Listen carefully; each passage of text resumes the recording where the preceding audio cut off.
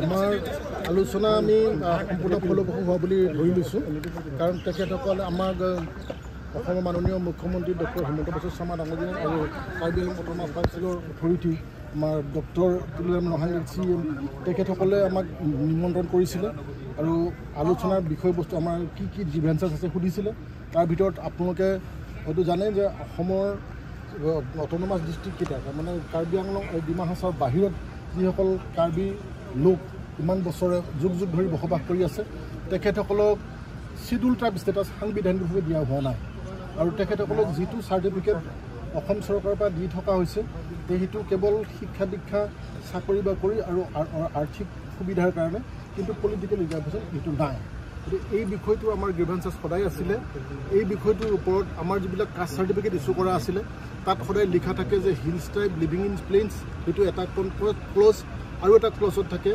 তেওঁলোকে যি জিলাত আছে মানে সেই জিলাত কোনোবা এজনৰ মানুহৰ যদি কামৰূপ জিলাত হয় যে কামৰূপ জিলাৰ বিষয়ে তেখেতৰ ঘৰ পোষ্ট অফিচ চবখিনি দিলে জিলা কামৰূপ তেখেত সেই জিলাত জনজাতিৰ নহয় বুলি কয় সেইটো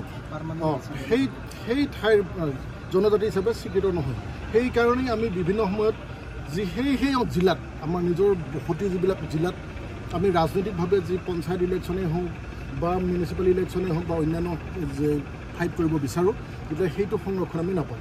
আজি আমাৰ মাননীয় মুখ্যমন্ত্ৰী ডাঙৰীয়াই এছুৰেঞ্চ দিলে তেখেতসকলে আমাৰ আগৰ যিবিলাক চাৰ্টিফিকেটত যি এনমেলিত আছিলে লেংগুৱেজটোত তেওঁ চাই ক'লে যে আমি কম সময়ৰ ভিতৰতে এই চাৰ্টিফিকেটটোত কোনো কণ্ডিশ্যন নাথাকাকৈ তেওঁ হিলছ ট্ৰাইবেল প্লেইনছো নহয় কাৰণ একেই এনচেষ্টৰিয়েল অৰিজিন আমাৰ কাৰ্বি আংলঙত যিসকল কাৰ্বি বসবাস কৰে আমাৰ বাহিৰত যিসকল কাৰ্বি বসবাস কৰে সকলোখিনি একেই কাৰ্বি গতিকে তেখেতসকলৰ মাজত কোনো পাৰ্থক্য নাই। গতিকে সেই দৃষ্টিকোণৰ পৰা তেখেতক সমমৰ্যাদা দিয়াৰ কথা কৈছে। এই চাৰ্টিফিকেটটো আমাক দিব বুলি কৈছে আৰু সেই চাৰ্টিফিকেটত যদি কোনো এনমেলিজ নাথাকে তেতিয়াহ'লে এতিয়া বৰ্তমানৰ চাৰ্টিফিকেটখনত আমি অসমৰ ভিতৰতে যিবিলাক চাকৰি বাকৰি সেইবিলাক ক্ষেত্ৰত আমাৰ ৰিজাৰ্ভেশ্যন পাওঁ কিন্তু হিলছ ট্ৰাইবৰ কোটাৰ এগেইনষ্টে কিন্তু বাকী যিবিলাক সৰ্বভাৰতীয় আছে কেতিয়াবা কোনোবাই কনচিডাৰ কৰি যাব পাৰে কিন্তু আদাৰৱাইজ সৰ্বভাৰতীয় যিবিলাক অনুষ্ঠান আছে তাত ইনষ্টিটিউটত এডমিশ্যন পোৱাই হওক বা চাকৰি বাকৰিৰ ক্ষেত্ৰতে হওক বহুত অসুবিধাৰ সন্মুখীন হ'বলগীয়া হয়। যদি আমাৰ চাৰ্টিফিকেটটোত তেনেকুৱা কোনো কণ্ডিশ্যন নাথাকে অন্য এজন এই কাৰ্বি আংলঙত বসবাস কৰা কাৰ্বি এজনৰ যেনেকুৱা চাৰ্টিফিকেট যি লেংগুৱেজত হয় সেই একে লেংগুৱেজত হ'লে ভাৰতবৰ্ষৰ যিকোনো ঠাইত যিকোনো ইনষ্টিটিউটত আমাৰ চাকৰি বাকৰি পোৱা শিক্ষাৰ কাৰণে ৰিজাৰ্ভেশ্যন পোৱা ইত্যাদিৰ ক্ষেত্ৰত আমাৰ কোনো অসুবিধা নহ'ব। গতিকে এইটো যেতিয়া তেখেতে এছুৰেঞ্চ দিছে আপোনালোকে জানেই তেখেতে যি কয় কথা নিশ্চয় ৰাখিব বুলি আমি বিশ্বাস কৰোঁ। গতিকে তাৰ পৰা তেখেতৰ কথাত আমি আশ্বস্ত হৈ ভাবি লৈছোঁ যে আমি যিটো তেখেতে চাৰ্টিফিকেট ভৱিষ্যতে দিম বুলি কৈছে সেইটো আমাৰ গ্ৰহণযোগ্যই হ'ব। আৰু লগতে দ্বিতীয় এটা পইণ্ট আছিলে যে আমাৰ 2021 চনতে 4 ছেপ্টেম্বৰত এটা শান্তি চুক্তি হৈছিলে। আপোনালোকে জানে কাৰ্বিসকল আৰু কাৰ্বি সশস্ত্ৰ সংগ্ৰামী পৰিষদ ভাৰত চৰকাৰ চুক্তি স্বাক্ষৰিত হৈছিলে। তাতে অসম চৰকাৰৰ হৈ মাননীয় বৰ্তমান মুখ্যমন্ত্ৰী তেখেতেই চহী কৰিছিলে উইটনেছ হিচাপে আৰু আমাৰ কাৰ্বি আংলং অট'নমাছ কাউন্সিলৰ CM তুলিৰাম ৰহাং ছাৰেও উইটনেছ হিচাপে স্বাক্ষৰ কৰিছিলে। ইমান অথৰিটিয়ে স্বাক্ষৰ কৰা সেই চুক্তিখনত আপোনাৰ 3.6 নং দফাটোত আছিলে যে কাৰ্বিসকলৰ অট'নমাছ কাউন্সিলৰ বাহিৰত বসবাস কৰা কাৰ্বিসকলৰ কাৰণে এখন ৱেলফেয়াৰ কাউন্সিল গঠন কৰা হ'ব আৰু তেওঁ কাৰ্বি ৱেলফেয়াৰ কাউন্সিল বুলি কৈছিলে। আমি তেখেতক ডিমাণ্ড কৰিছিলোঁ যে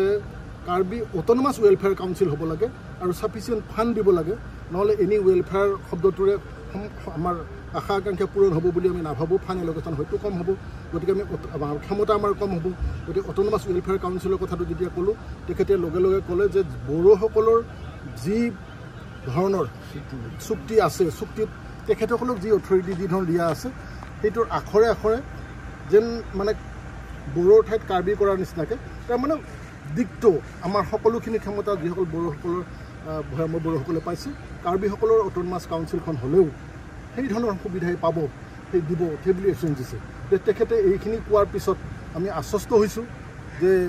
আমি ভাবোঁ যে এইখিনি তেখেতে ক'লে যে অনতিপলমে তেওঁ হেৰি কৰিব এইটো কাৰ্যকৰী কৰিব কিন্তু এই ক্ষেত্ৰত তেখেতে কিবা এটা সময়সীমা বা সংখ্যা হ'ব কিছু কথা কৈছে। কিন্তু যিহেতু এইটো তেখেতৰ দুপক্ষৰ আলোচনাহে গতিকে এতিয়া তেখেতসকলে একো নকওঁতে আমি এই ক্ষেত্ৰত মুখ খুলিবলৈ বিচৰা নাই তেখেতসকলে সেই বিষয়ত কি ক'লে আমি সম্পূৰ্ণখিনি কথা এডভাইচ কৰিব বিচাৰোঁ